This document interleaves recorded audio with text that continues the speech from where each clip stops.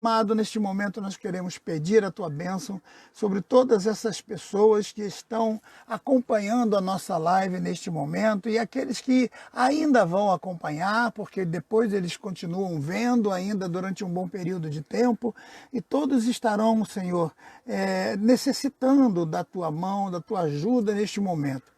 Talvez uma enfermidade, talvez uma necessidade maior, um problema de ordem financeira, quem sabe um desemprego, ou quem sabe o próprio Covid atormentando esse vírus maligno que tem tirado a nossa paz, a paz de muita gente. E nós queremos, Senhor, pedir a tua bênção agora, a fortaleza do teu povo, a tua presença, Senhor. Tu és o nosso refúgio secreto, tu és a nossa fortaleza e tu és o Senhor da nossa vida, da nossa alma. Então nós precisamos agora do teu toque, Senhor. Todas essas pessoas que estão pedindo oração, que estão necessitando, que estão com parentes doentes, que estão carecendo de algum momento da tua ajuda na vida financeira, na vida profissional, na vida sentimental. Ó Senhor, alguns casamentos que estão estremecidos, alguns que já estão se separando. Eu quero pedir a tua ajuda, Senhor, para que essas famílias sejam alcançadas, para que o teu evangelho possa ser a base para o comportamento de todas essas pessoas. Ajuda-nos, Senhor, a transmitir aquilo que tu já colocaste no nosso coração e que o teu povo também receba a tua palavra com uma gratidão, com o ouvido aberto para ouvir a tua voz. Que os olhos possam ver, que os ouvidos possam ouvir, Senhor, a tua palavra nos direcionar. Fica conosco agora, nos ungindo e ungindo também os ouvidos dos teus filhos, que farão parte deste momento onde estaremos dedicando a tua palavra e ao estudo dela. Ajuda-nos, Senhor, a entendê-la, a compreendê-la e a fazer dela a base, o prumo que vai medir a nossa vida, que vai orientar o nosso caminhar. Pedimos a tua bênção sobre nós, em nome de Jesus. Amém. Que Deus abençoe todos vocês, que a paz de Deus esteja sobre todos nós, não é? E eu estive pensando, meus irmãos, nesses momentos difíceis que estamos vivendo, momentos muito difíceis. As notícias têm apontado para situações que a gente já está vendo o rebombar do anticristo já no horizonte. A gente já está percebendo, né? Pelo caminhar da carruagem, pelo andar das coisas, já estamos vendo aí muitos países já se transformando no seu caminhar e muitas ordens sendo dadas aí por muitos governos que já estão se transformando em ditadura para que o povo seja extremamente manipulado. O nosso povo, por exemplo, no Brasil, em muitas cidades já estão sendo caçados nos seus direitos, e isso, se no Brasil, que é um país extremamente democrata, né, e está perdendo essa democracia por causa dessa invasão, desse conceito diabólico que está no mundo, imagine em outros países que também estão assim. Então, estamos sendo atacados, por um lado, pela questão do vírus, pela questão da ciência, e daqui a pouco eles vão descobrir uma fórmula aí de pôr alguma coisa na cabeça de alguém, num chip no corpo de alguém, para certos problemas que já existem hoje. Já existem chips que são colocados para marcar gado, aqueles bois de reprodução e tal. E alguns homens muito ricos também já existem chip, assim como no nosso celular tem, né? Eu, por exemplo, sei onde estão minhas filhas, elas sabem onde eu estou pelo celular.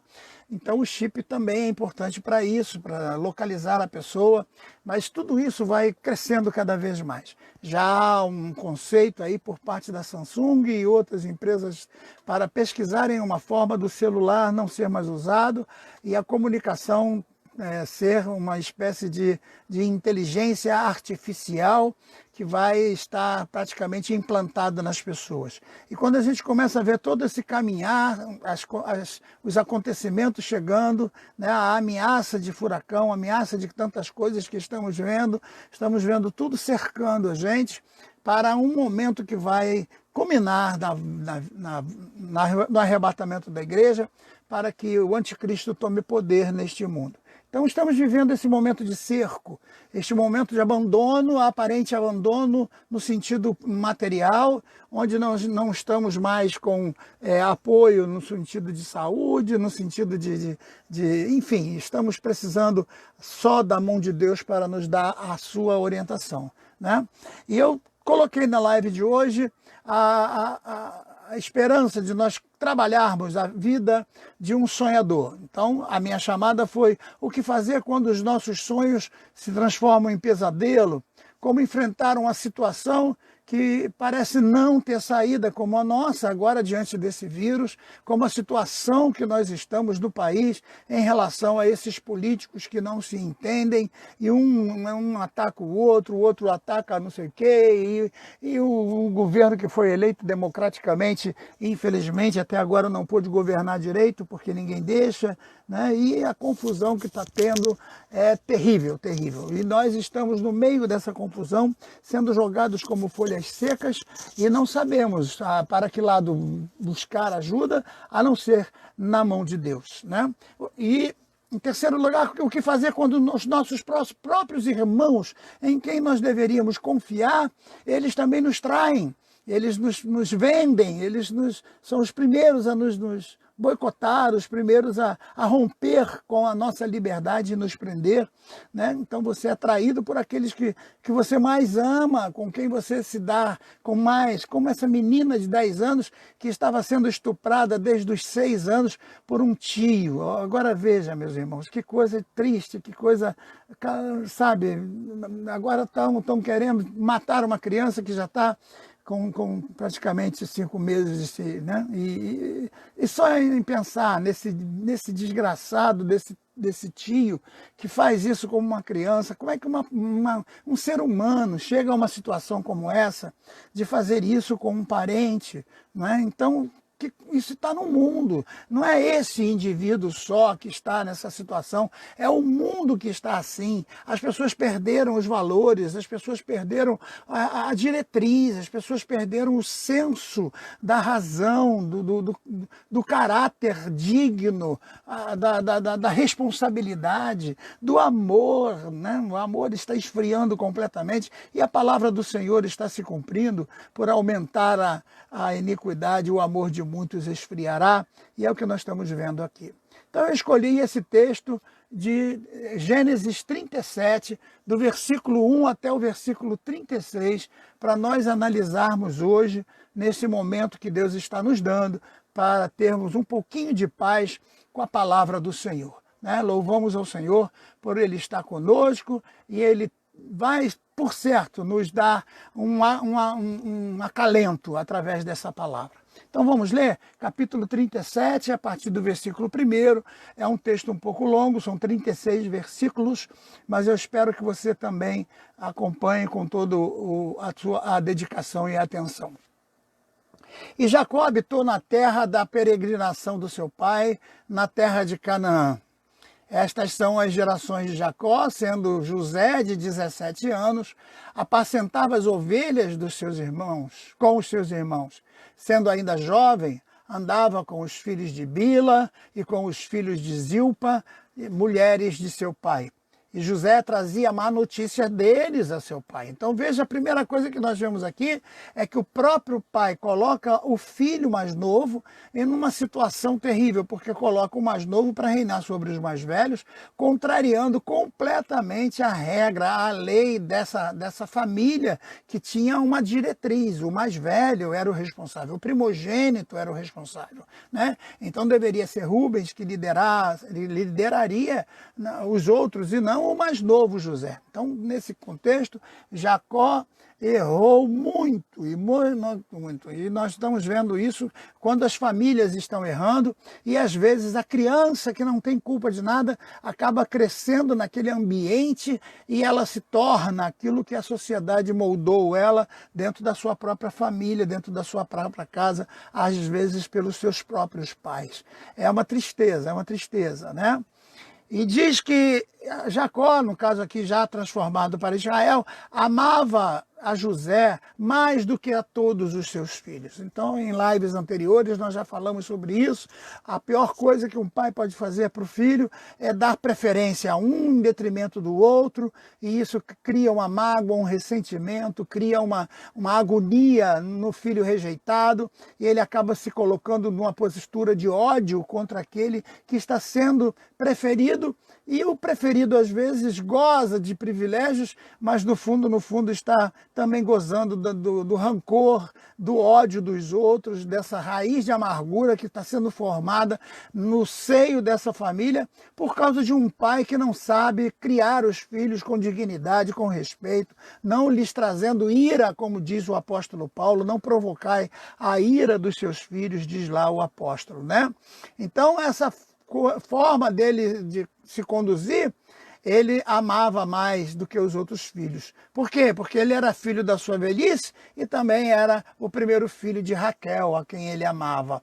Então é importante nós sabermos isso, que a mulher que é amada, o filho dela é privilegiado. Se o amor cessa para com a mulher, o filho também acaba perdendo o amor. E se esse homem arranja outra mulher, como era o caso de José, né, que tinha várias mulheres, então ele vai acabar deixando de lado todos esses filhos, 10 filhos, e vai amar somente aquele da esposa amada. Essa é a verdade, né? E versículo 4, vendo, pois, seus irmãos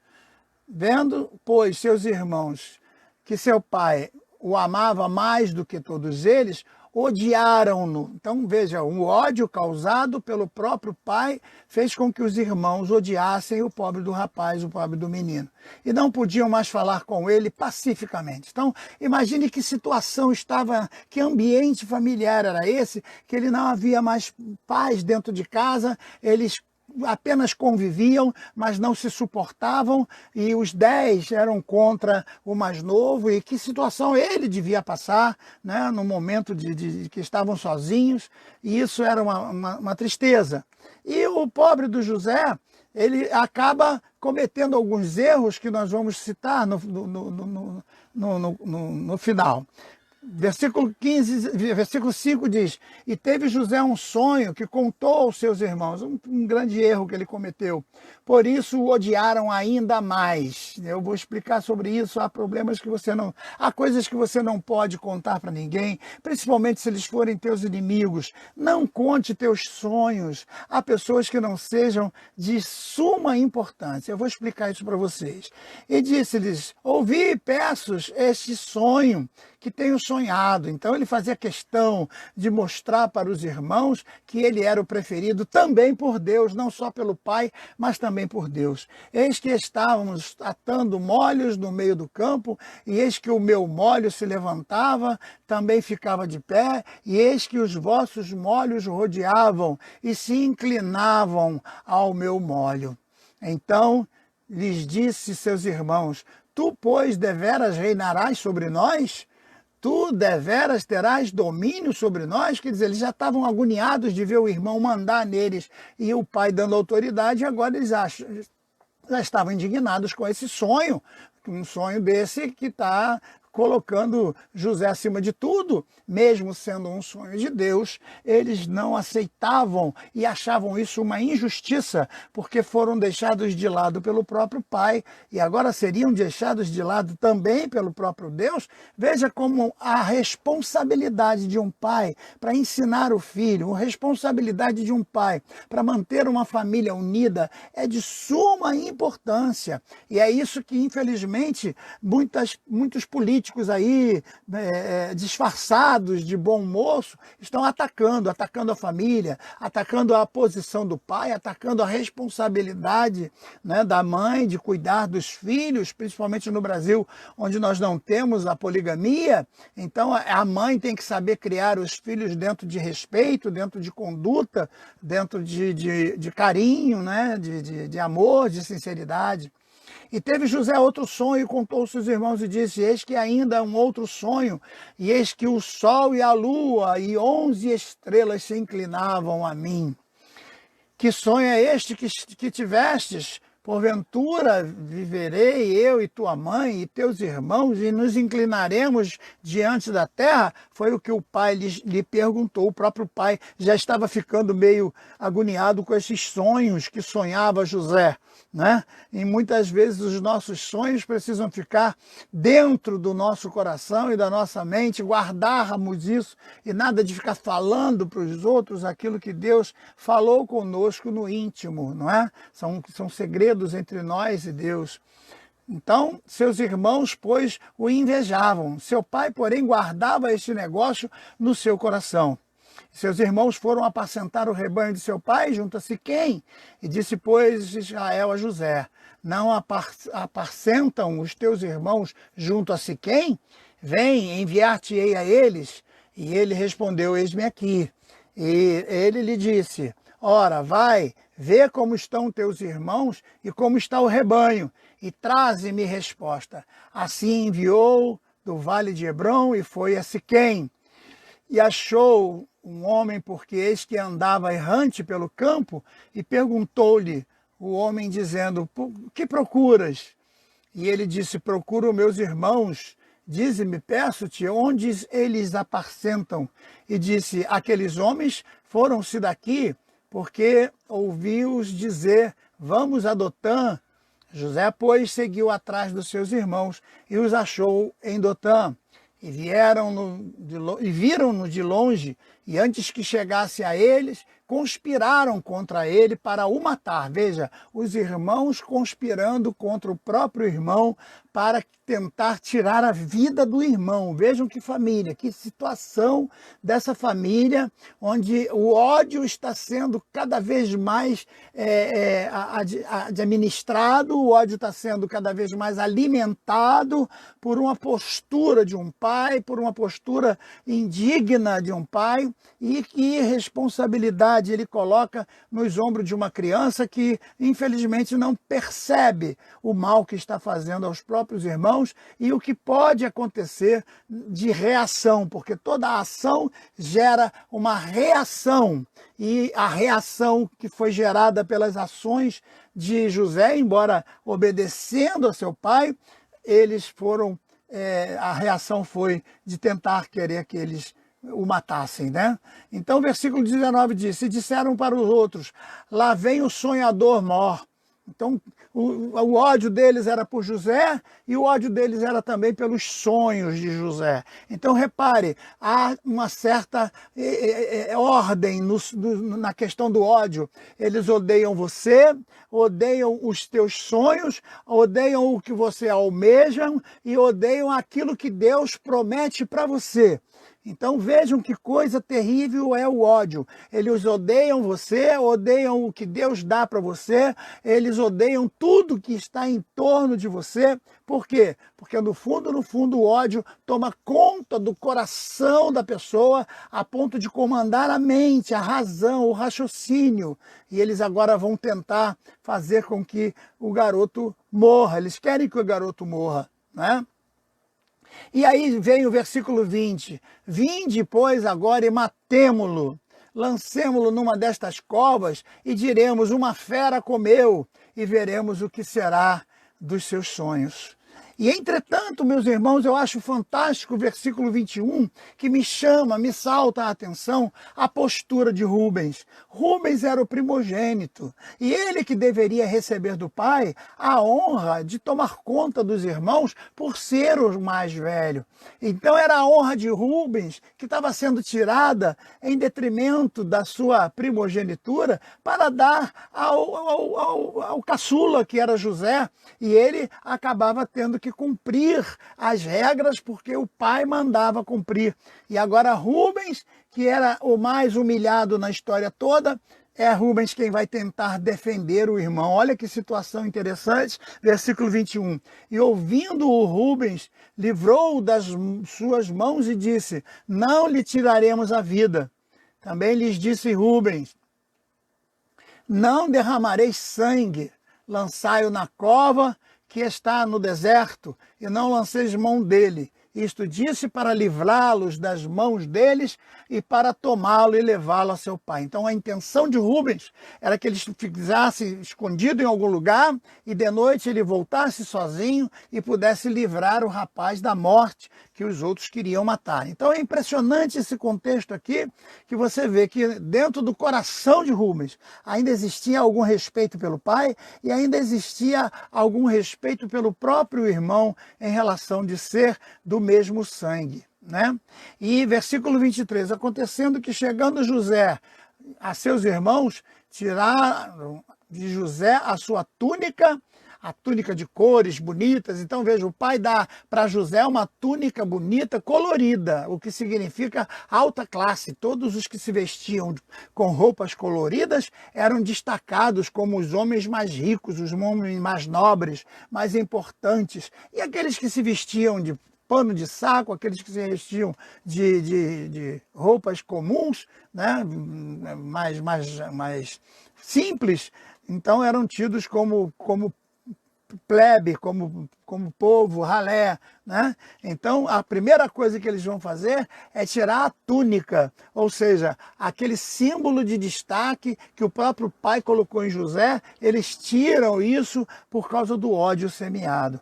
É importante a gente observar isso, irmãos, que muitas coisas do que Deus nos dá, nós não podemos ostentar, não podemos colocar isso como uma forma de vaidade. Mesmo que Deus nos dê sonhos, não cometamos a infantilidade que cometeu José de deixar os irmãos irados contando sonhos e se fazendo gabar desses sonhos diante dos irmãos, né? E tomaram, no versículo 24, lançaram na cova, porém a cova estava vazia, ainda bem, né? Era um poço, não havia água naquele poço. Depois assentaram-se para comer e levantaram os seus olhos e olharam, eis que vinha uma companhia de ismaelitas. Ismaelitas, filhos de Ismael, que era filho de Abraão. Lembra de Ismael? Que foi abandonado por Abraão por amor de Isaac. Abraão amou muito mais a Isaac e abandonou o filho Ismael, certo? E agora o que vai acontecer? Vinha então de Gileade. Seus camelos traziam especiaria, bálsamo, mirra, e iam levá-los ao Egito. E Judá, então, teve a grande ideia, né, e disse a seus irmãos, por que proveito haverá se nós matarmos o nosso irmão? Escondamos o seu sangue, vamos derramar o seu sangue à toa. Vinde, vendamo-los aos ismaelitas, e não seja a nossa mão sobre ele, porque ele é nosso irmão, nossa carne, e seus irmãos os obedeceram. Então veja Judá aqui defendendo o irmão também para não matar, né? Menos ruim, pelo menos ele continuaria vivo, mas venderam ele então para essa caravana. Dentre os ismaelitas estavam também passando outros mercadores chamados midianitas. Agora vejam, ismaelitas, filhos de Ismael, da linhagem de Ismael, filho de Abraão. E agora os midianitas, também filhos de Abraão com Quetura. Midian era filho de Abraão com Quetura. Então veja, o Ismael e o Midian, todos filhos de Abraão, e agora vão comprar o próprio primo para vendê-lo como escravo. Olha que situação dessa família que está nos demonstrando que o ódio, o rancor, o diabo, a maldição está tomando cada vez mais enraizada nessa família, que ninguém respeita mais o elo da irmandade, o elo do amor familiar. Então é o que nós estamos vendo hoje, a base da família sendo atacada. Estamos vendo hoje, em nossos dias, exatamente essa situação onde a família em si, na sua base, onde no seu conceito de firmeza, está sendo combatido, com a ideia de se combater o conceito judaico-cristão, né? Então nós fomos monopolizados pelo capitalismo judaico-cristão, então vamos agora colocar as nossas crianças como sendo posse do próprio governo, e o governo vai tirar da família essa criança para criar, colocando-a dentro de um molde para que elas sejam serviçais do governo e deem a própria vida para uma um idealismo completamente louco e infundado, né? Infelizmente, a mesma coisa está acontecendo, como nós vimos aqui, onde a família está sendo cada vez mais atacada pela própria família. E o próprio Jesus disse que chegaria dia que os pais entregariam os filhos, que os filhos entregariam os pais, que irmãos entregariam os seus irmãos. E é o que nós estamos vendo hoje na briga, quando a gente vê aí as situações que estão acontecendo entre gente da esquerda, gente da direita, um defende não sei quem, outro acusa não sei quem, e cada um cometendo mais torpeza, infelizmente, e a gente não tem respeito pelas regras, não tem respeito pelas leis, não tem respeito pela Constituição, não se respeita mais a família. A pessoa do pai agora perdeu o valor, a mãe agora, com o feminismo, ela não quer mais ser a dona de casa, ela quer ser a possuidora de um lugar na sociedade conquistado por um bom emprego, por uma boa... Então, ela sai de casa e deixa os filhos com babá, com pessoas às vezes completamente desconhecidas. E infelizmente aí acontece que alguém da própria família, como foi o caso dessa menina, que o próprio tio abusa dela tantos anos, a ponto dela engravidar aos 10 anos, né? Aos 9, porque ela agora está com 10 e já está grávida. Então veja que coisa triste a gente vendo esse ódio se repetindo e fazendo com que José sofra todas essas coisas. E agora o que vai acontecer? Eles tiraram as alçadas de José da cova e venderam José por 20 moedas de prata. Então, veja, José sendo vendido pelos próprios irmãos, é um tipo de Jesus Cristo que foi traído pelos próprios discípulos, vendido pelo próprio amigo que eles chamam, que vieste fazer meu amigo. E o Judas que comia no prato dele foi exatamente quem vendeu Jesus, né?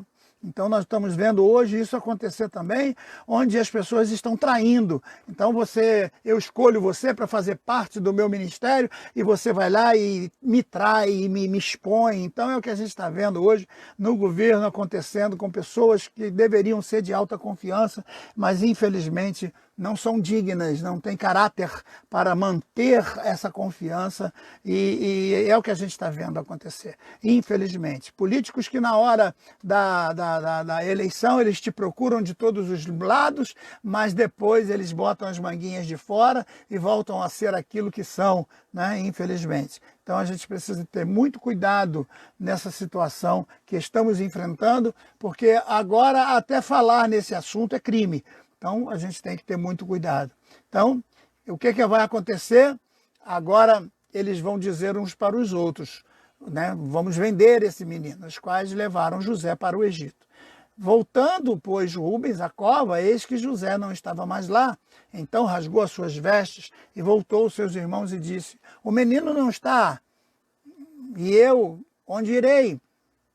Então, tomaram a túnica de José, mataram um cabrito, tingiram-na com a túnica com o sangue e enviaram a túnica de várias cores, mandando levá-la para seu pai e disseram, temos achado esta túnica, conhece agora se esta será ou não a túnica do teu filho. Quer dizer, eles não dizem o nosso irmão, não usa nem o nome, isso não é a túnica de José, mas a túnica do teu filho. Quer dizer, eles já não se consideravam mais filhos, né? Já não se consideravam mais da mesma família. É uma tristeza ver esses textos aqui e ver que isso tudo ainda está enraizado no ser humano. Hoje a gente ainda vê acontecer essas coisas. E aconteceu o que disse, é a túnica do meu filho. Uma fera o comeu, certamente José foi despedaçado. Então Jacó rasgou as suas vestes, pôs saco sobre os seus lombos e lamentou o seu filho muitos e muitos dias. E levantaram-se todos os seus filhos e todas as suas filhas para consolarem, e recusou, porém, ser consolado. E disse, porquanto com choro hei de descer ao meu filho até a sepultura. Assim chorou o seu pai. E os midianitas venderam no Egito a Potifar, oficial de Faraó, capitão da guarda. E o restante da história vocês já sabem, José vai ficar preso durante muitos anos, 13 anos, até que ele vai conseguir interpretar o sonho de Faraó e tudo vai acontecer como vocês entenderam. Então vejam, meus irmãos, o que a gente aprende dessa história? A gente aprende algumas coisas de suma importância. A primeira delas que eu vejo nessa história é que não adianta você ser paparicado pelo papai, pela mamãe, não adianta. Quanto mais paparicado pelo papai, pela mamãe, pior será a situação que você terá que enfrentar. Então hoje nós estamos vendo que muita gente diz assim, não, eu não quero que meu filho passe por aquilo que eu passei. E aí acaba cobrindo a criança de coisas que a criança não aprende a conquistar. A criança não aprende a ter responsabilidade por aquilo. E essa criança acaba crescendo, achando que todas as coisas estão às suas mãos. Isso acontece muito com o filho único, principalmente, porque ele tem tudo, ele é o senhor da situação. Então, esse paparico que os pais dão, acabam trazendo para a criança uma situação contrária a tudo aquilo que ela vai enfrentar na vida, certo? A segunda coisa que a gente percebe dentro desse contexto é que viver se gabando, conforme fazia José, de ser abençoado por Deus, de ser escolhido pelo Pai, é extremamente prejudicial.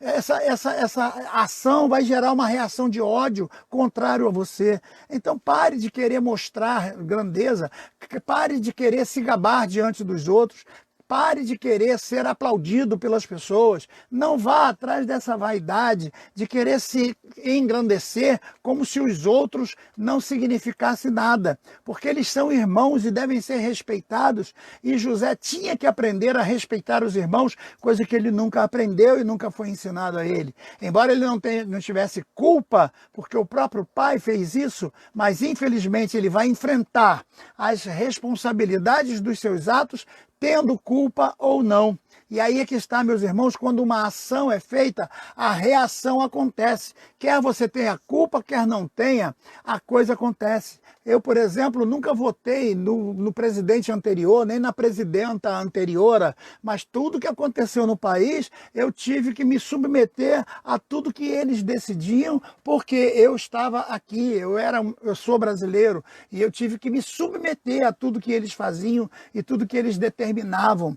Então, há casos que você não tem culpa, mas infelizmente alguém praticou e você vai ter que assumir isso. Eu não estava lá quando Adão pecou. Qual é a culpa que eu tenho por causa de Adão?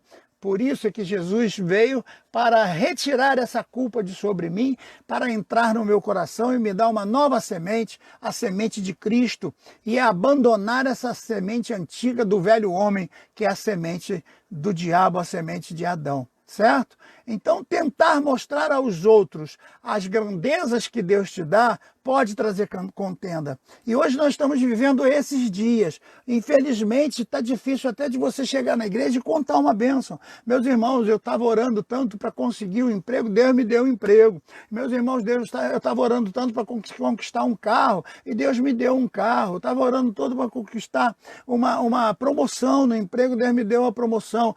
Você já está hoje, infelizmente, diante de irmãos que não se alegram com a tua bênção, não se alegram com os teus sonhos, não ficam felizes quando você conquista os teus sonhos. Pelo contrário, isso traz mais ódio, isso traz mais rancor ao coração deles. E estamos vivendo esses dias, porque são os dias dos últimos dias, como diz a palavra de Deus. Então, o que temos que fazer para que essas coisas não aconteçam? Temos que aprender a nos calar.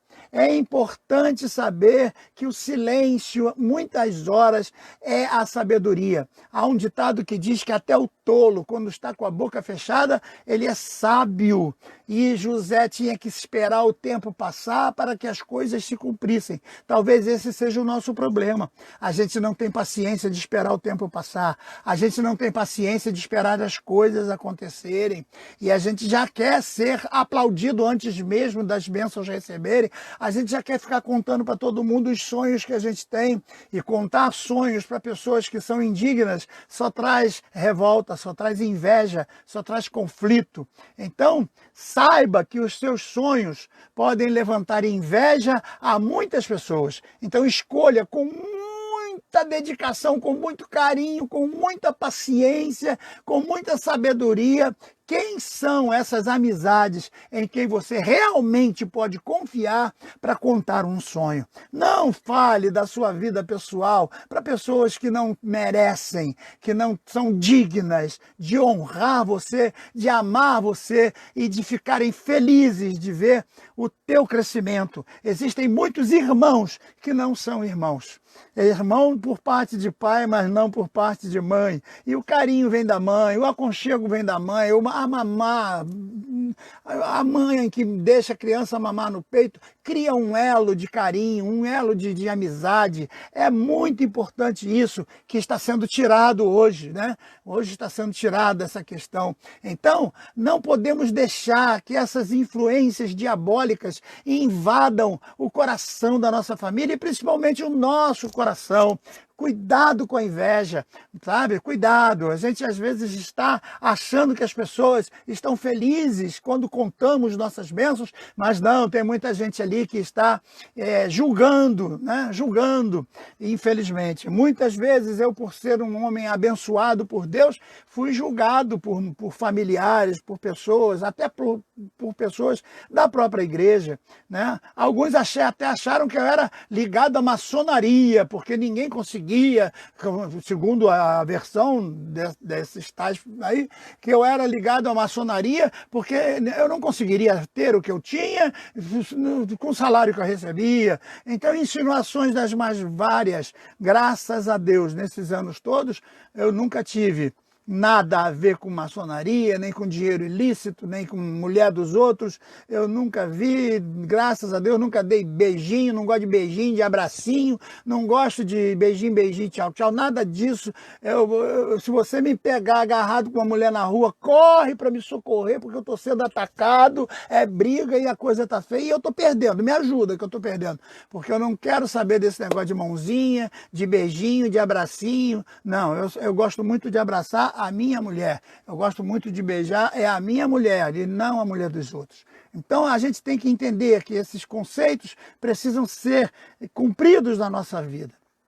É importante também saber que, embora o poço seja aparentemente o fim de tudo, mas para Deus o poço pode se transformar no início de tudo, no recomeço, numa nova aliança que Deus vai fazer com você a partir do nada. Então, se você agora é filhinho do papai e tem tudo, Deus vai te jogar num poço para que você aprenda a dar valor ao que vem de Deus e não ao que vem do papai.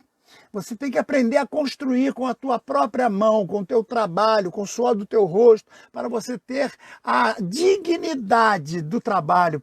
Há um ditado muito interessante que diz que o trabalho dignifica, traz dignidade para o homem. Então, muitas vezes, a herança ela é maligna. Muitas vezes, a herança ela não vem de Deus. Por quê? Porque a pessoa pega tudo pronto e não vai ter trabalho para poder construir. E isso tudo na vida de José tinha que ser esquecido.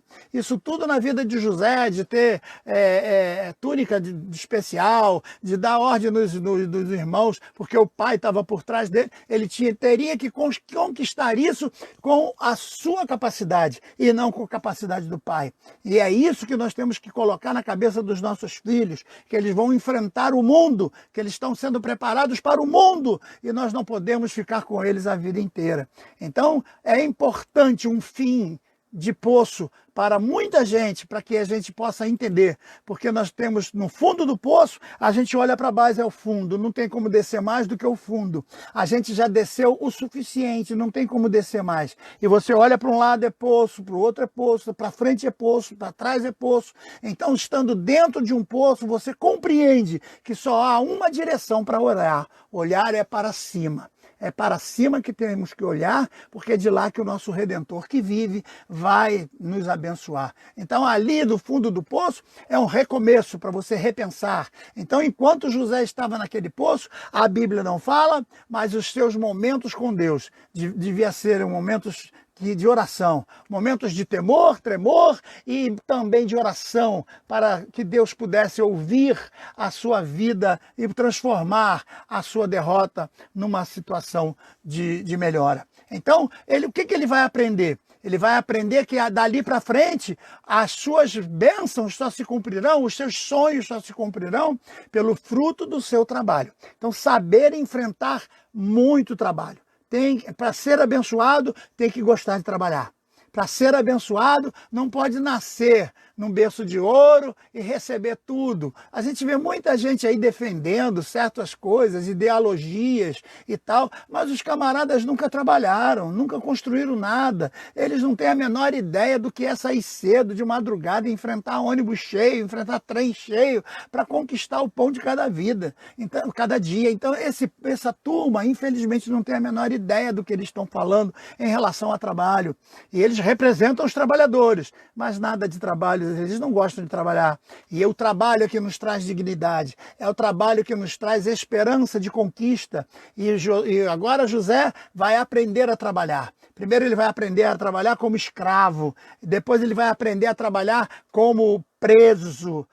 Ele vai descendo degraus mais profundos dentro da humildade, da humilhação, do trabalho forçado, para ele conquistar a bênção de Deus. Deus não dá nada de mão beijada para ninguém, certo? A não ser a salvação, porque por mais que nós fizéssemos, nós não teríamos como pagar. Então a salvação vem de graça, mas o restante nós temos que trabalhar. É plantando que se colhe, certo? Então é importante a gente saber isso, certo? E agora, o que vai acontecer? Ele que recebia do pai uma liderança autoritária do próprio pai sobre os irmãos, agora ele vai ter que aprender a conquistar essa liderança com a sua capacidade, com a sua inteligência, com a sua competência no trabalho. Então, quando ele vai trabalhar na fazenda, ele vai fazer as coisas bem feitas, ele vai fazer como se fosse para Deus, ele vai fazer o melhor que ele podia fazer, a ponto do dono da fazenda, o Potifar, olhar para ele e dizer: esse servo, ele é muito bom no que faz, as coisas que ele faz são bem feitas, a mão dele é uma mão abençoada, onde ele coloca a mão dele, as coisas acontecem, eu vou colocar ele então para liderar os outros. Agora ele é chamado para liderar os outros escravos, por quê? Porque ele tinha competência. Ele aprendeu de baixo para cima. Ele não herdou do papai para ser o regente da fazenda, o capataz do dono da fazenda. Não, ele não herdou do papai. Ele teve que aprender com o seu próprio trabalho, com o seu esforço. E agora o que acontece? Deus dá novo tombo nele. Mais uma vez um tombo nele para ele ser levado para a cadeia. E lá na cadeia agora o que ele tem que fazer? Demonstrar de novo submissão, demonstrar de novo a quebra do orgulho, demonstrar de novo a sua humildade, a sua esperança em Deus, a sua amizade, a submissão ao dono, ao chefe lá, o capitão que comandava lá a cadeia, a prisão, para que ele receba do chefe da prisão alguma observação. E começam a olhar para ele, as coisas deles eram organizadas, os trapinhos deles eram bem passadinhos, ele não andava de qualquer jeito, ele sabia se cuidar. Tanto que na hora que Faraó chama ele, a primeira coisa que ele faz é fazer a barba, é cuidar da sua... Porque entre os egípcios, o homem barbudo era mal considerado, os egípcios pelavam todo o corpo, a cultura egípcia era diferente, a cultura dos hebreus era barba longa, como Jesus usou barba também. Como todos os grandes profetas usavam barba, e até hoje no rabinato existe ainda a ideia da barba grande e parte da costeleta grande, porque isso é a dignidade. Mas para os egípcios tinha que raspar o corpo, quanto mais careca era melhor para os egípcios. Então essa moda aí de homem se raspar, depilar, raspar a sobrancelha, isso tudo vem das divindades egípcias, do comportamento egípcio, que está voltando à tona agora para essas tatuagens que estão colocando no corpo. Tudo isso vem daquelas épocas, né? Porque o mundo vai girando e girando, e tudo que é passado vai voltando e vai se tornando atual. E, infelizmente, as pessoas vão sendo moldadas pelo domínio espiritual que domina o mundo, que é o próprio diabo. Então agora ele vai saber conquistar uma liderança pelos seus méritos, porque ele tem competência, porque ele se comportou sabiamente, prudentemente. E é assim que nós temos que aprender. Saber que o nosso sonho sempre vai servir aos propósitos de Deus e não somente aos nossos. Então, peraí, eu quero que Deus me abençoe com um bom emprego. Aí eu arranjo um emprego, abandono a igreja e depois não quero dar meu dízimo. Acho que o meu dízimo é um valor muito grande. Eu não quero dar uma boa oferta porque acho que a igreja tem que se virar. Aí eu começo a desconfiar que o pastor está roubando, então não vou dar mais o meu dízimo. Como se o dízimo fosse do pastor. O seu dízimo pertence a Deus. Não importa o que o pastor esteja fazendo. A vida do pastor é dele com Deus. Você não tem nada a ver com isso. A tua responsabilidade é você com Deus. Então seja um dizimista fiel. Colabore com a igreja. Colabore com a obra do Senhor.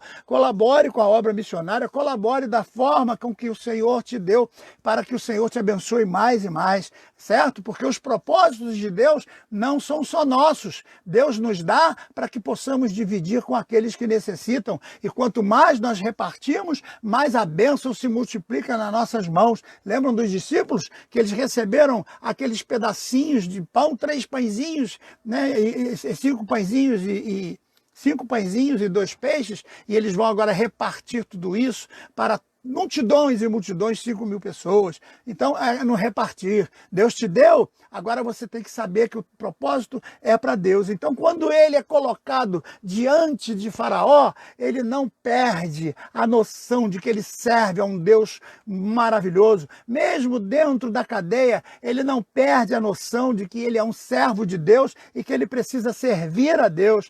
E ele sabia disso. Ele sabia se controlar para servir a Deus e estar pronto para, na hora certa, agir, saber ter coragem para representar Deus na hora certa, na hora da necessidade. Então, na hora que o padeiro precisou de revelação do seu sonho, na hora do copeiro que precisou de revelação do sonho, e depois na hora de Faraó, ele sabe se apresentar na hora certa, como representante de Deus, saber se portar dignamente e, por último, ele saber que a sua bênção não é só dele, é extensiva à família. Ele que tanto perseguiu os irmãos, ele que tanto falou mal dos irmãos, agora ele vai entender que ele precisa abençoar os irmãos, ele precisa dar aos irmãos a recompensa de tudo de mal que ele fez para os irmãos durante tanto tempo, e os irmãos que tinham medo dele, agora vão receber a melhor terra do Egito, que era chamada Gósen, e eles vão habitar ali com toda a família. Então veja, a tua bênção é extensiva à família, não é sua apenas. A tua bênção é extensiva a Deus, para a obra de Deus, naquilo que Deus precisar, e a tua bênção é extensiva à tua família, para abençoar os teus filhos, os teus irmãos e aqueles que também precisam da ajuda. Então, saber ser fiel às autoridades. Vejam que ele foi fiel ao Potifar e soube ser fiel ao carcereiro, e agora vai ser fiel ao Faraó.